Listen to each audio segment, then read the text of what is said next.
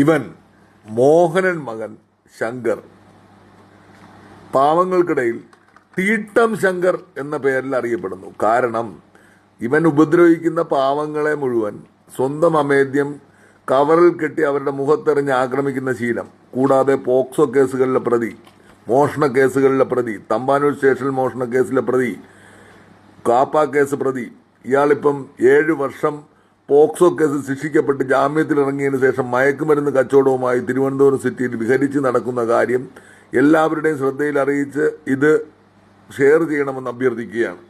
Serious ആയിട്ട് പറഞ്ഞു. ഇവൻ മോഹനൻ മകൻ ശങ്കർ പാവങ്ങൾക്കിടയിൽ തീട്ടം ശങ്കർ എന്ന പേരിൽ അറിയപ്പെടുന്നു. കാരണം ഇവൻ ഉപദ്രവിക്കുന്ന പാവങ്ങളെ മുഴുവൻ സ്വന്തം അമേദ്യം കവറിൽ കെട്ടി അവരുടെ മുഖത്തെറിഞ്ഞ് ആക്രമിക്കുന്ന ശീലം, കൂടാതെ പോക്സോ കേസുകളിലെ പ്രതി, മോഷണ കേസുകളിലെ പ്രതി, തമ്പാനൂർ സ്റ്റേഷൻ മോഷണ കേസിലെ പ്രതി, കാപ്പ കേസ് പ്രതി, ഇയാളിപ്പം 7 വർഷം പോക്സോ കേസ് ശിക്ഷിക്കപ്പെട്ട് ജാമ്യത്തിലിറങ്ങിയതിനു ശേഷം മയക്കുമരുന്ന് കച്ചവടവുമായി തിരുവനന്തപുരം സിറ്റിയിൽ വിഹരിച്ച് നടക്കുന്ന കാര്യം എല്ലാവരുടെയും ശ്രദ്ധയിൽ അറിയിച്ച് ഇത് ഷെയർ ചെയ്യണമെന്ന് അഭ്യർത്ഥിക്കുകയാണ്. സീരിയസ് ആയിട്ട് പറഞ്ഞു.